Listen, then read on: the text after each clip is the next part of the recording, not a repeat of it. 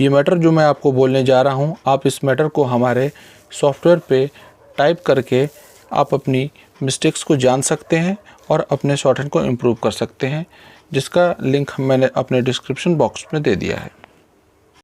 2, 1 start. Mr. Vice Chairman, sir, as a basic human need, shelter comes next only to food and clothing.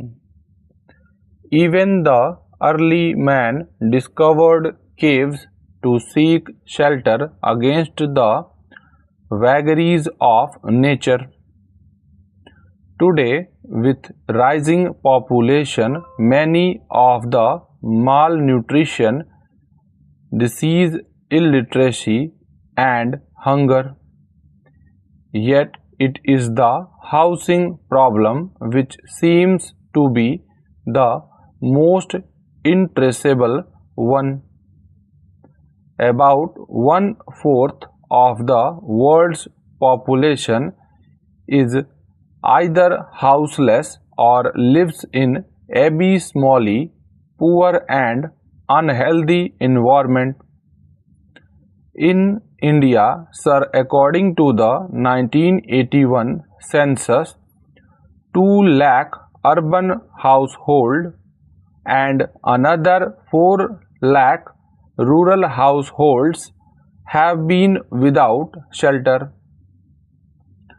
Taking into account the overcrowding and the awful congestion and the need to replace the kacha houses and repair the degraded and dilapidated ones, the actual housing deficit is to the tune of 59 lakh in urban areas and 188 lakh in rural areas.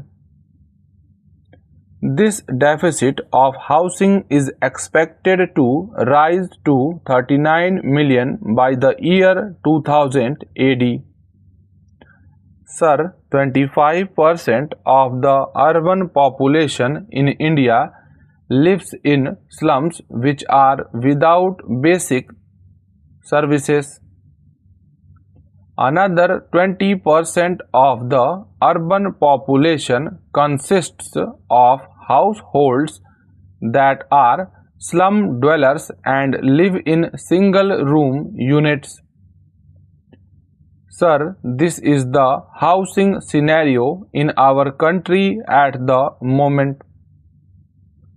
In the early years of our planning with the weak economy that was inherited at the time of independence, housing was not on the top of national agenda.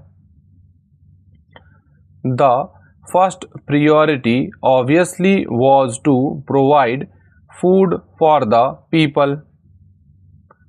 A massive national program and endeavors has resulted in self-sufficiency in food, and we can be legitimately proud of our industrial progress also. In the sphere of communications and health services, we have made major strides, and the government has also intervened to ensure that clothing is provided reasonably to people in the country. With a fair amount of success in the other spheres, the attention now has obviously to turn to housing and of course to education. In the last decade, quite a few schemes were promoted for encouraging housing activity. For the first time, a policy of housing has been formulated to grapple with the situation. It seeks to provide affordable shelter to every citizen in the country by the turn of the 20th century.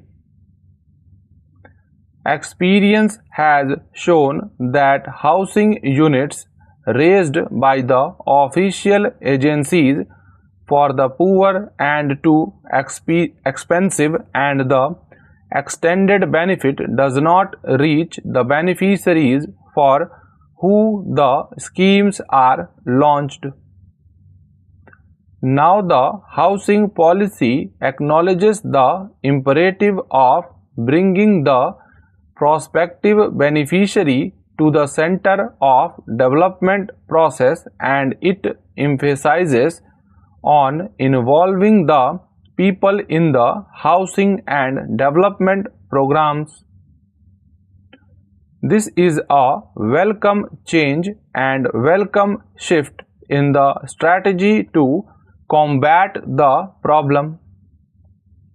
Man has always had the instinct to build a shelter for himself.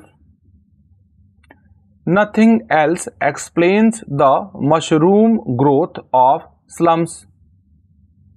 However, a slum dweller being in constant fear of evicted from the land which he has encroached upon does not really spend much on building a shanty for himself even by his own standard.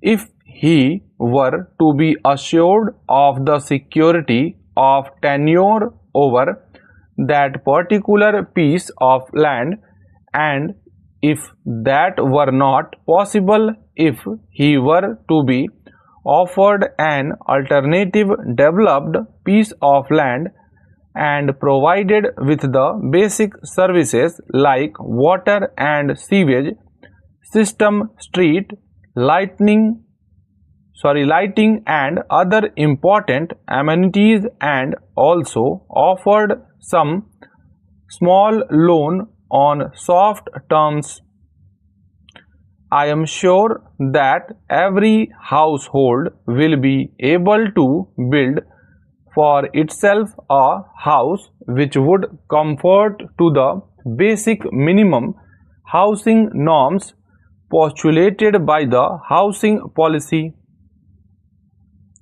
Sir, Gram Panchayats, municipal committees and the non-governmental organizations could also be associated in this national endeavor, particularly in the process of disbursement and repayment of loans, and also for encouraging the cooperative societies, thus relieving the government of some burdensome task.